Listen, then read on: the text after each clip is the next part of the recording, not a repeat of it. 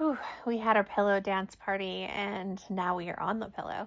But for day 19, we are in our bead jamming session of the forgiveness frequency, and we are on day 19 of our 80 and sunny days of healing, where we share all the tips and tricks to our healing journey. And we're going through the M&Ms of the bead jamming session. So we've already done mirror work, meditation, music, and now we are stepping into muscle movement because our body keeps score. Our body holds all of our traumas and insecurities, and it's stored within our vessel.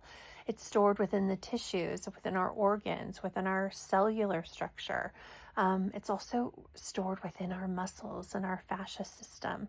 So it's really important, and it didn't come into the forgiveness frequency right away. This was something that it was shown that every time I would approach certain dates, I would physically feel like I'm back in that moment. The day the box fell on my head and crushed my cervical spine, the day I had the surgery for it, all of the procedures that happened after reconstruction of my spinal column, uh, even down to birthing of my children. Every year that would come up, even when they were in their 20s, I was still holding on to the energy and the pain that my body went through on the days of their birth. Even though it was so beautiful, the body received and stored the trauma that came with that. And you have to release it. So within the forgiveness frequency, as you are moving through your jamming sessions and you're upcycling your traumas, your trash can of traumas and insecurities and the shame and blame of it all, the most critical part is releasing it from your vessel, because you've done the healing, you've upcycled it, you've fed it with self-love, you filled it with gratitude, you've changed the narrative, you've changed the colors, you've self-forgiven yourself for the time you've held on to it. And now it's time to release it from your physical vessel. And by dancing on your pillow and having the movement of music also brings you and flows you into the muscle memory.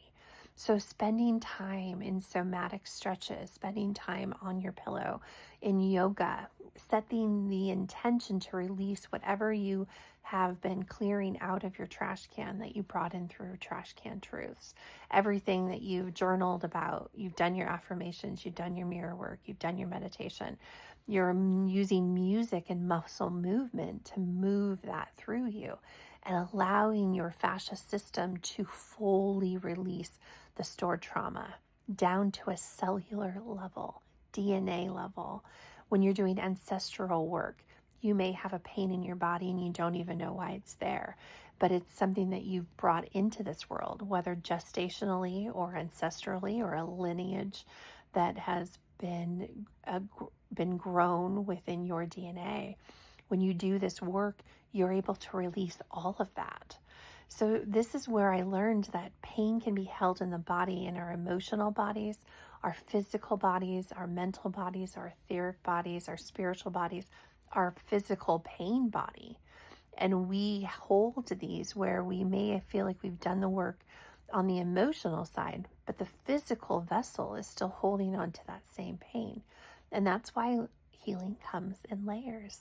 And there's so many different ways to help you to release that. But muscle movement, in focusing on your muscle memory and using somatic dancing, using somatic movements. I like a flex release, where you are focusing on one area of the body where you're feeling that color, and you've already mapped out through your journaling and your meditations and all of your mirror work. You know exactly where it's being held within the body. And then you can take it onto I have a colorful Reiki rug, and before it was just a towel, a chakra towel, and I'll take in a colorful pillow and I'll just lay there and I'll move every muscle around that area. And whether that's through a stretch or just a flex, and then I will send all of the healing energy to that area and alchemize it. So that's bringing the energy from below, bringing it up, and really centralizing it right into the area you're focused on. Whether it's maybe it's your lower back you're having pain, or your shoulder or elbow or ankle, wherever that is in the body. Through the bee jamming sessions, it takes you through muscle movement and how to move that energy through you. And just by focusing on that area with full intention, by sending the love, alchemizing, it allows you to transmute, alchemize, and transcend. It clears not only the muscles, it clears the organs, it clears the blood, it clears the fluids and the water that is flowing in that area, in addition to layer by layer through the tissues, through the fascia, through the ligaments, through the bones. Every single one of those areas, down to the cellular structure of your membranes and atoms, all of it holds the energy of that trauma or insecurity or the shame and blame. Whatever you were working on, you are able to clear it fully. And then you'll know the next year that a birth comes around that you've done that work, and see how your body changes. See how you feel after you've been able to release that from you. And it will no longer show up in the same way. You may find yourself sitting in such reverence and gratitude on the day of your child's birth, or the day of your surgery, or the day of a car accident that you were in, or the day of death, death of a loved one. That is stored within your muscle memory. Can you imagine? Of every one that you've ever lost, that's the grief train. We'll go on in another video, but this is showing you that it's stored within you, but you have the ability and the modalities within you to release it, to let it go, to fill it with gratitude, give it grace, give it compassion. Do whatever your body and your inner child needs you to do to fully release and let that go.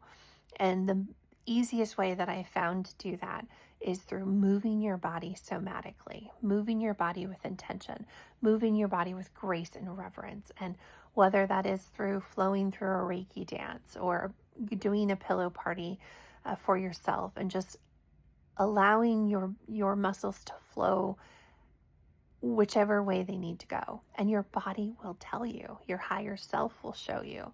Your inner child will flow you to it, and you will see your colors start to change when this healing happens on such a deep level.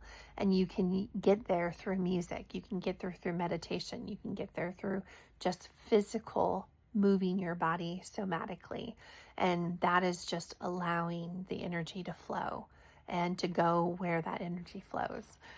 Oh, it's so powerful on the muscle movement, and I know there's more that will probably come through, but this has been it was a turning point in my physical vessel that knows that chronic pain can be held in so many different ways. It's not just about the injury. But when you do the healing work, you have to go back to that injury and really see where it's cellularly being stored within your muscle memory, and set the intention to heal that. So I'd like to know for you, how does muscle movement flow into your healing journey? What types of muscle movement do you use that you find that works best to help you to move that energy through you? Let me know in the comments, share and stitch this video, and I look forward to seeing you on the other side of this rainbow for more tips, tricks, and healing